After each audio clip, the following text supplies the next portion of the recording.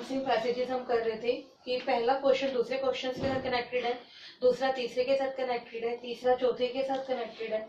अगर आपने पहले क्वेश्चन का आंसर बेटा रॉन्ग दे दिया तो अगले सारे क्वेश्चंस का आंसर क्या हो जाएगा, आपका रॉन्ग हो जाएगा और आपको 0 में से कितने out of 4 0 marks you have to obtain here.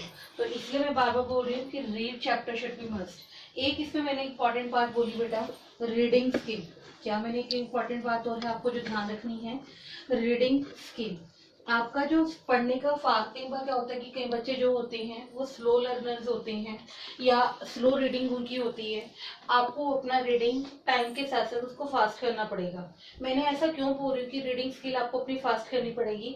अगर आप अपनी स्किल को फास्ट नहीं करेंगे तो बेटा आपका पैसेज या आपका जो क्वेश्चन है बिजनेस स्टडी का वो छूट जाएगा। नो डाउट बिजनेस स्टडी का जो पेपर होता है वो लेंथी होता है, लेकिन उस लेंथी को रिकवर करने के लिए आपके रीडिंग स्किल को बेटर और आपके अंदर कैपेबिलिटी होनी चाहिए कि आप उस चैप्टर को अगेन एंड अगेन क्या कर सकें, रीड कर सकें। तो इसलिए इन चीजों का प्लीज ध्यान रखें जब आपने अपने पेपर को या अपने टॉपिक को स्टार्ट करना है। So today we have to start our first chapter that is evolution and fundamental of business. मैं दोबारा फिर बोल रही हूँ कि आपको चैप्टर को अगेन एंड अगेन रीड करना है। ये नहीं कि एक बार कर लिया चलो काम खत्म और उसके बाद दोबारा आपने उसको रीड नहीं करना। जितनी बार आप रीडिंग करेंगे उतना ही आपके लिए आपको हर बार कुछ नया और कुछ डिफरेंट मिलेगा और आपके न्यू क्वेश्चन अपने आप ही डिराइव होते चले जाएंगे। उसके बाद now your chapter new one that is evolution and fundamentals of business.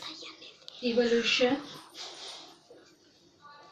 and fundamental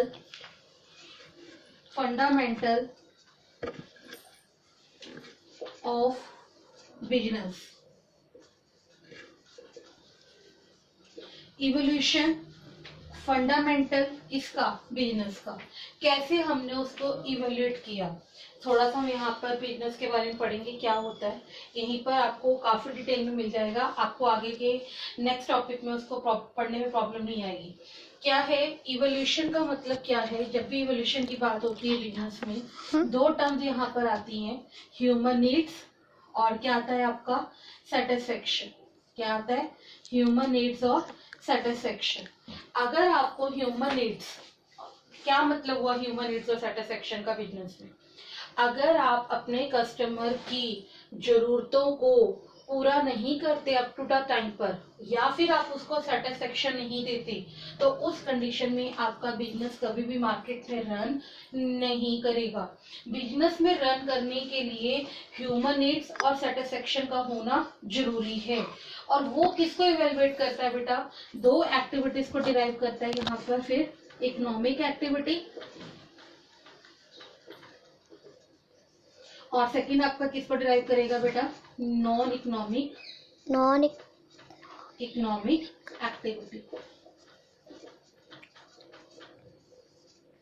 हाँ जी बेटा, इकोनॉमिक एक्टिविटीज कौन सी एक्टिविटीज होती हैं, वो एक्टिविटीज होती हैं where you have to earn maximum profit in terms of money. लेकिन नॉन इकोनॉमिक एक्टिविटीज क्या होती हैं, वो एक्टिविटीज होती हैं जहां पर आपका मोटिव प्रॉफिट कमाना इन टर्म्स ऑफ मनी नहीं होता, बल्कि क्या मोटिव होता है, लोगों को social welfare, social working, religion work देना या लोगों के डोनेटिंग करना ताकि आप उनको मेंटल सेटिस्फेक्शन दे सकें। ऐसा नॉर्मल नॉन इकोनॉमिक एक्टिविटी को हम नॉर्मल अपने बिजनेस का पार्ट नहीं मानते। क्यों नहीं मानते, सिर्फ ये इसलिए यूज होता है ताकि मार्केट में आप अपनी मार्केट में गुडविल को, रेपुटेशन को क्या कर सकें, बेस्ट कर सकें और उसको बेटर ढंग से मेंटेन कर सकें। इसलिए हम नॉन एक्टिविटी का यूज करते हैं। नॉर्मली बिजनेस का जो मेन पार्ट रहता है वो क्या रहता है बेटा, आपका इकोनॉमिक एक्टिविटी रहता है। हाँ जी, क्लियर हो गया आप सभी को। तो यहाँ पर आई थिंक आपको क्लियर है कि what is the meaning of evolution. अब आप आगे टॉपिक पढ़ रहे हो क्या, फंडामेंटल। क्या पढ़ रहे हो आप अपना, फंडामेंटल। फंडामेंटल का मतलब क्या होता है, रूल्स रेगुलेशन। कभी भी ऐसा नहीं होता कि आपका मन करा, बिजनेस का एक स्ट्रक्चर लाया, एक बिल्डिंग ली और अपना बिजनेस स्टार्ट कर दिया। नहीं, बिजनेस को चलाने के लिए कई तरह से, कई बार हमें बहुत सारे rules regulation, strategies, formulas, fundas, बहुत सारे नॉर्म्स को फॉलो करना पड़ता है, तब जाके आपका बिजनेस मार्केट में रन होता है। उन फंडामेंटल्स को आप यहाँ पर पढ़ेंगे कि वो फंडामेंटल्स क्या हैं। तो I think you have to clear the name of the chapter कि why we say that evolution and fundamental of your business. So आज हम इसमें आगे मेन जो पार्ट स्टार्ट कर रहे हैं वो क्या है आपका ह्यूमन एक्टिविटी।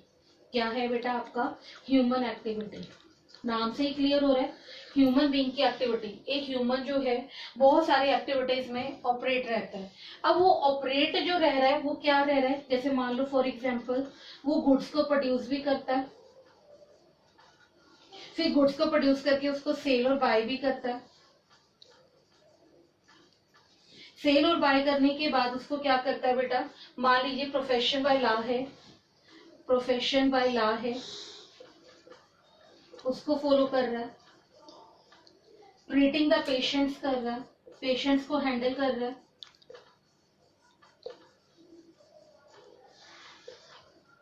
फैक्ट्रीज में वर्क कर रहा है और रिलीजियन वर्क कर रहा है, या you can say that social work कर रहा है। ये सारी की सारी बातें किसको डिराइव कर रही हैं बेटा, economic activity of your business कर रहा है। ये जितने पॉइंट्स मैंने लिखे ये आपकी तीन मेन इंपॉर्टेंट आइटम्स को डिराइव कर रहे हैं। वो तीन मेन इंपॉर्टेंट आइटम्स क्या हैं बेटा आपकी, सुन लीजिए। First one is your business, second one is your profession, and third one is your employment. Business, profession, employment in human activities को डिराइव करता है। कैसे, अगर आप गुड्स को प्रोड्यूस कर रहे हो, सेल और बाय कर रहे हो तो ये बिजनेस का पार्ट हो गया। आप profession by law, profession by law का मतलब क्या होता है कि जब आप किसी चीज को प्रोड्यूस कर रहे हो by providing proper skill and knowledge के अकॉर्डिंग, तो उसे आप क्या बोलते हो, profession by law. For example अब मेडिकल है, डॉक्टर है, डॉक्टर की डिग्री क्या होती है, एमबीबीएस होती है। अब एक लॉयर है, एडवोकेट है, उसकी डिग्री क्या होती है, एलएलबी होती है। एक टीचर है, उसकी डिग्री क्या होती है, एमकॉम, एमबीए या पीएचडी, बीएड एक्सेट्रा एक्सेट्रा। ठीक है, उसके बाद या फिर कोई भी आप एग्जांपल ले लीजिए, या एक डायरेक्टर है, या कोई आप किसी फाइनेंशियल इंस्टीट्यूशन में वर्क कर रहे हैं। हर जगह पर एक पर्टिकुलर डिग्रीज होती हैं जो उस पर्टिकुलर वर्क के लिए आपकी स्किल और नॉलेज को क्या करती हैं बेटा, डिराइव करती हैं। उसके बाद आप पेशेंट्स को ट्रीट कर रहे हो, ये भी किसका पार्ट होगा, आपका प्रोफेशन का पार्ट होगा। फैक्ट्रीज में वर्कर काम कर रहा है, मैनेजर काम कर रहा है, सुपरवाइजर्स काम कर रहे हैं, एम्प्लॉइज वर्क कर रहे हैं, तो वो किसका पार्ट होगा, एम्प्लॉयमेंट का पार्ट होगा। ये आपकी कंपनी में आपको सर्विसेज देकर बदले में क्या आपसे चार्ज करते हैं बेटा, रेम्युनरेशन चार्ज करते हैं। मैंने एक वर्ड यूज किया, क्या, रेम्युनरेशन। क्या वर्ड यूज किया हमने यहाँ पर, रेम्युनरेशन। रेम्युनरेशन का मतलब क्या होता है बेटा, सैलरी। मतलब आपकी कंपनी में कोई काम कर रहा है तो बदले में आप उसको क्या प्रोवाइड कर रहे हो, रेम्युनरेशन दे रहे हो। तो ये सब पार्ट आपके किसके अंदर आएंगे बेटा, एम्प्लॉयमेंट के अंदर आएंगे। इन तीनों के बिना आपका जो बिजनेस है या जो आपकी मार्केट है वो कभी भी लाई नहीं कर सकती। हाँ जी, क्लियर होगी बात आप सभी को। हाँ जी, क्लियर है यहाँ पे इंट्रोडक्शन ऑफ मार्क बिजनेस कि एक्चुअल में बिजनेस होता क्या है, ह्यूमन एक्टिविटी के ऊपर बेस्ड है। और जब ह्यूमन एक्टिविटी की बात आती है तो उसमें दो एक्टिविटीज आप स्टडी करते हो, इकोनॉमिक एक्टिविटी और नॉन इकोनॉमिक एक्टिविटी। अब हम इसे और डिटेल में स्टडी करेंगे, देखिए जरा।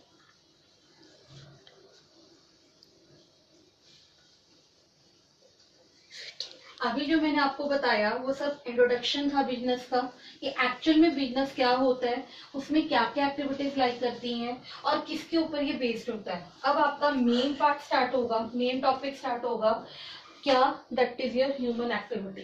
क्या आएगा बेटा, ह्यूमन एक्टिविटी।